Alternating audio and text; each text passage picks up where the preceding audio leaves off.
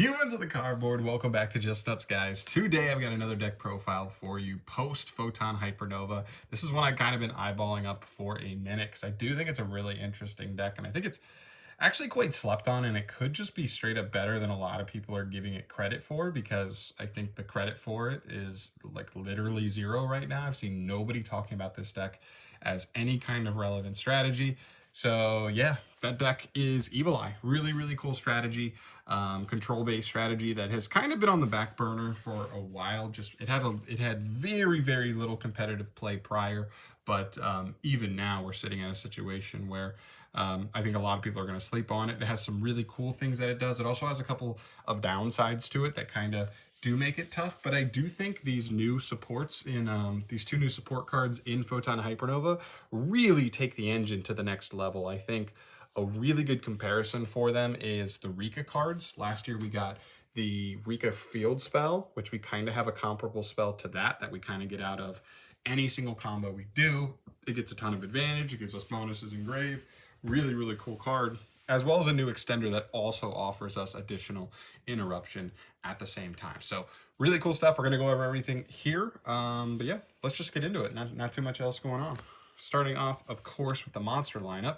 3 copies of Serziel, Watcher of the Evil Eye. He is your main starter monster. When he's normaled, he adds any Evil Eye card from deck to hand. And while he is equipped with a Evil Eye of Selene, he gains a quick effect where he can target any special summon monster on the field and destroy it. He has a clause where on the next standby phase, if he's still in the field, you'll have to pop your own card you control, but like if he has the protection of Selene, you could just attempt to pop himself, I believe, and he'll just be protected. So it's not a big deal. That usually doesn't even matter that much. Then we get the new extender. This is Basiltris, 2 copies of him, and an old extender, Basilius. Basiltris is phenomenal. I think there's, I can probably list 20 archetypes just off the top of my head that would love an extender like this. This card says if it's on field or in hand or in the graveyard, and you control an Evil Eye, he can quick effect special summon himself during either player's turn. Then he has a second effect where if he's on field, you can quick effect do a link summon for an Evil Eye monster on the opponent's turn.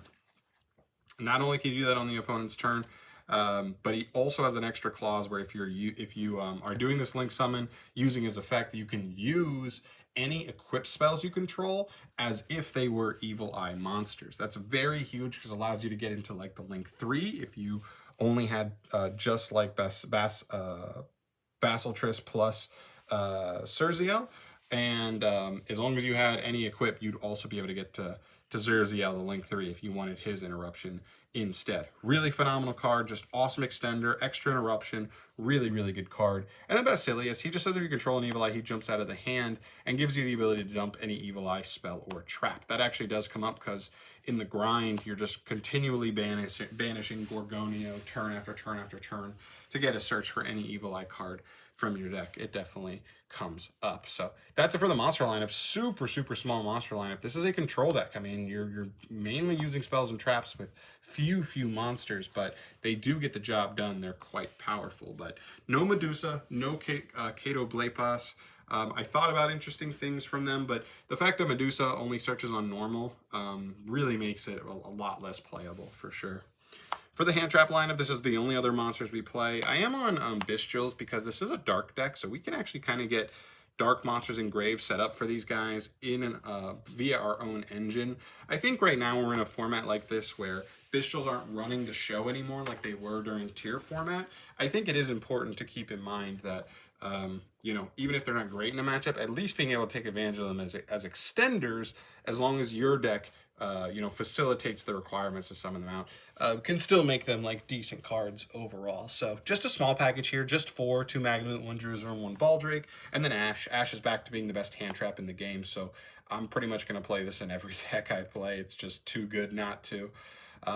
Pretty much it's really good versus like pretty much every matchup in the top 5 decks out there right now. So definitely big recommend on that one.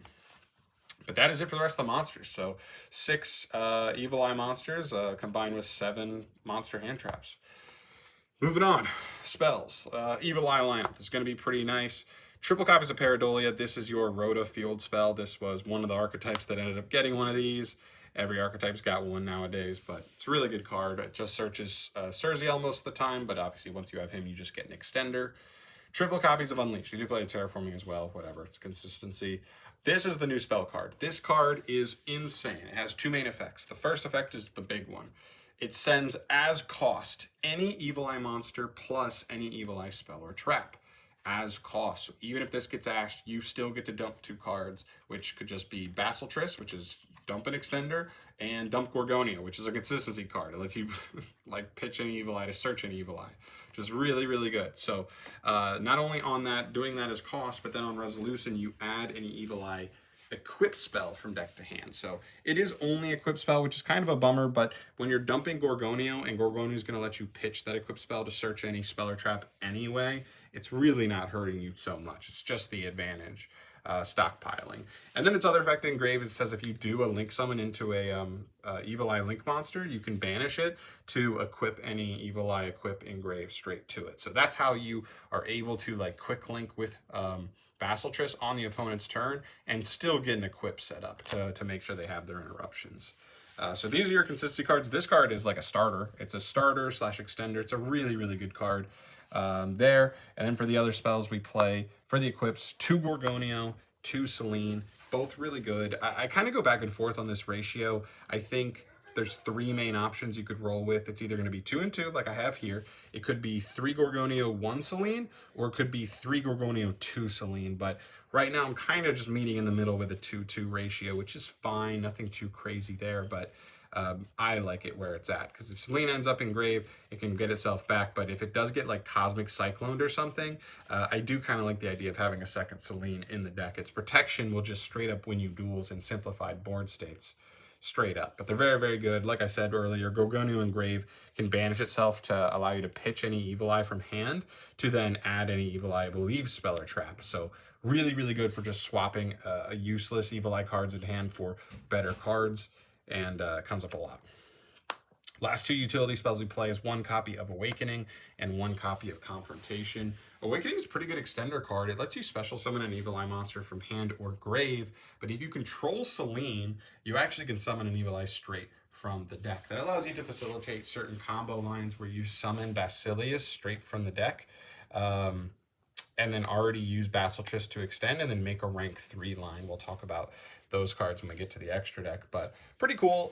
This would be way better again if stuff like Medusa could search or could add back from Grave when it's special summoned as well as normal summoned, but it's still pretty good for its own for the purposes we have it here for. So it's a solid one of it. Plus, once you get like the links in Grave, it's really good to just reborn the links, just get them out again for free.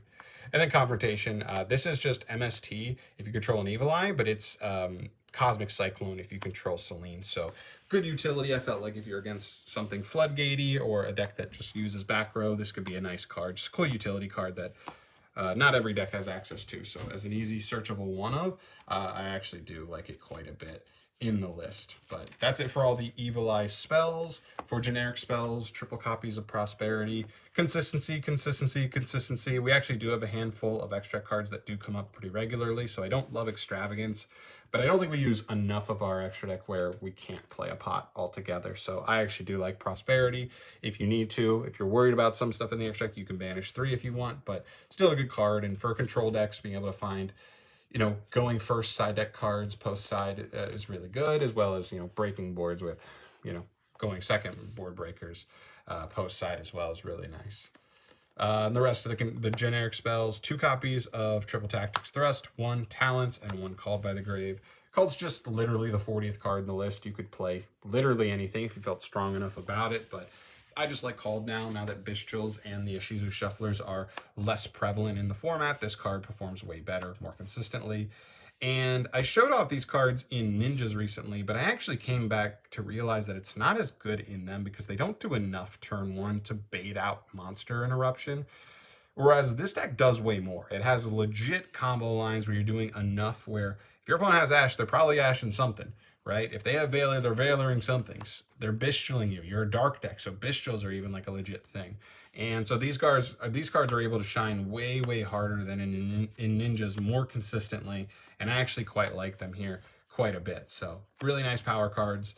get you to your engine with like terraforming into Pareidolia, or obviously just grab tactics to break a board or hand rip a card, as well as like Evil Eye Unleashed is in there, and even like Prosperity or Evil Eye Awakening as well for a couple other options there. But that's it for the spells. Moving on to the traps for the Evil Eye stuff: 1 defeat, 1 retribution. This is a double compulse if you control Selene, just a regular compulse if you control a regular evil, or just a regular Evil Eye, and then retribution is a spell or trap negate.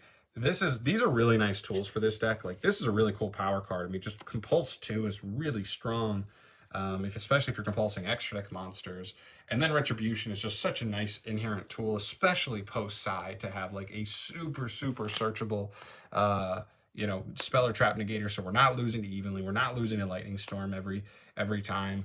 And with the boost to the engine that we just got, especially Retribution, or Unleashed, I mean, these cards are way more searchable than they were before. You needed like a good hand to end on a spell or trap before. Now it's like every hand can get a trap, which is really nice.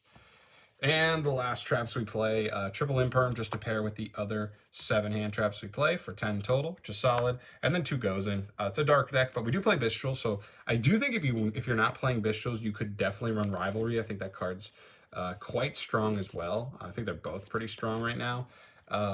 But, if I am playing Bestials, I do like goes in, so we're not locked out of those, which is pretty nice. So, yep, nothing too crazy, but, just finishing up with some nice generic traps to help support the deck.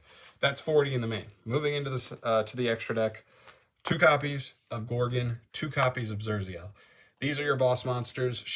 While she's equipped with Selene, can target a monster on the field, negates effects to the end of the turn. She's just Imperm. She gains attack too, but mostly just Imperm. And then Zerziel is just once per turn, instead of targeting a special summon monster, it's any card, I believe. So just pop anything, plus he's way bigger. He potentially gets the ability to attack twice.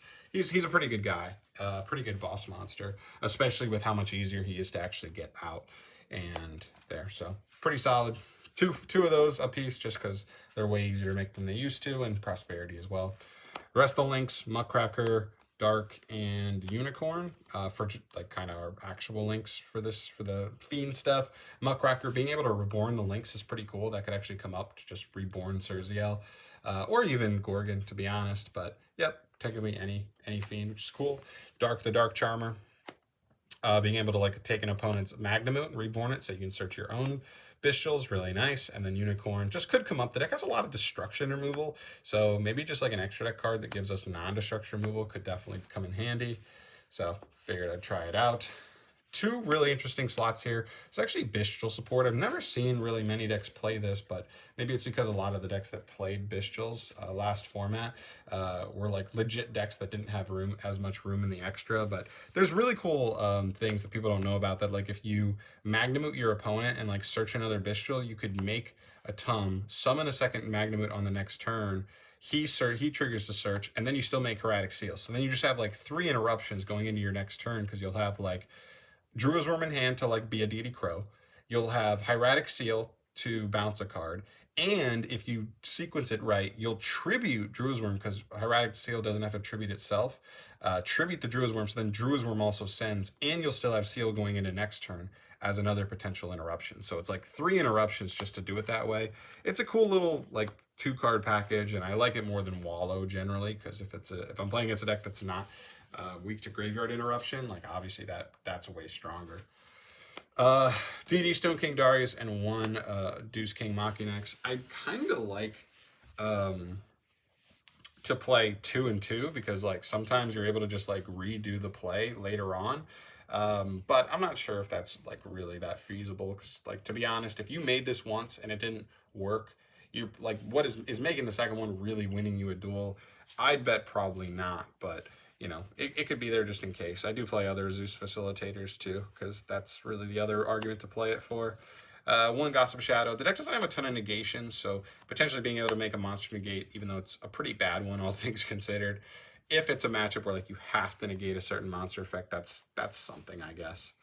It's pretty cuttable. And the last package, just a little Zeus package with the line where you get into Basilius plus Basiltris. Same thing with like the DDD package.